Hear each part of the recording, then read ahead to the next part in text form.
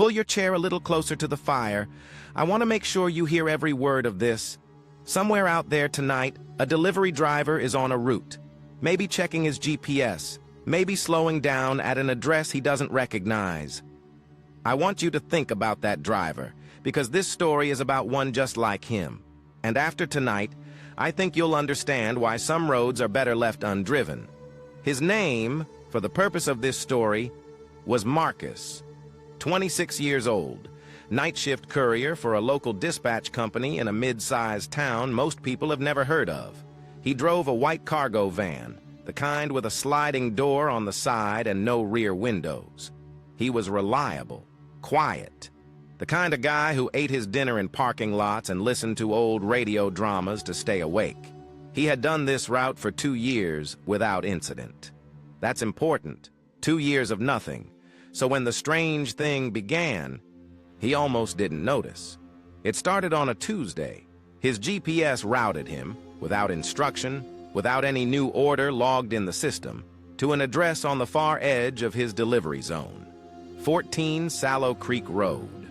A house set back from a dead-end lane overgrown with weeds, windows boarded from the inside. No porch light, no mailbox, no sign that anyone had lived there in years. Marcus sat in his van, engine idling, staring at the screen. The GPS pulsed with a soft blue circle over that address, like a heartbeat. Then the route cleared. He shrugged it off. Glitch in the system. That's when they noticed, the dispatchers reviewing his route log the next morning, that the GPS had added nearly 4 minutes of stationary time at that location. Time Marcus said he couldn't account for. He remembered pulling up. He remembered the engine idling. Then he was 3 miles down the road, his next package already scanned. 4 minutes, simply gone. The next night, it happened again, but different. This time, the van's interior light flickered twice before the GPS rerouted him to Sallow Creek Road.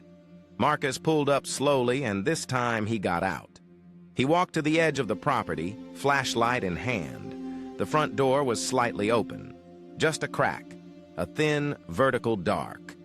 He was certain it had been fully boarded shut the night before. He called out. Nothing answered. But something moved just behind that darkness. Not fast, not aggressive, just a slow, deliberate lean. As if something inside was pressing its weight gently against the back of the door to keep it from opening further. Marcus got back in his van. He didn't stop until he reached the depot. It wasn't until later that he realized his side mirror had been adjusted, angled down, toward the road behind him. And in the footage from his dash cam, which he only watched 3 days later at the urging of a coworker, there was a figure in the road behind his van. Tall, proportioned wrong in the way that takes a moment to process, the way your brain resists before it understands. Its arms were too long. Its head was tilted at an angle that suggested a broken neck, except it was walking behind the van, keeping pace for a full 40 seconds before the footage cut to static. Nobody could explain the static. The camera had never failed before. On the 5th night, Marcus didn't come back from his route. The van was found the next morning, engine still running, parked perfectly in front of 14 Sallow Creek Road. The sliding door was open. His radio was playing. Every package in the back had been carefully, meticulously stacked outside the van on the dead grass, as if something had unloaded them with great patience while it waited. His phone was on the driver's seat, GPS still open, still pulsing that soft blue heartbeat over the address. The door to the house was wide open now, and on the porch, scratched into the rotting wood in long, deliberate strokes, were the same 2 words, repeated over and over, floor to ceiling. You're here. Marcus was never found, not a trace. Some say the dispatchers still see his ID number appear in the route system sometimes, late at night, well past shift end, logging deliveries to Sallow Creek Road, every night. Same address, same 4-minute stop.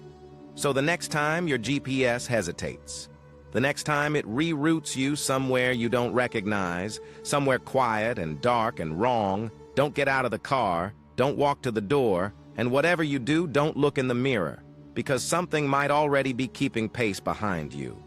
If this story left a chill in your chest, stick around, hit subscribe, and come back to the fire.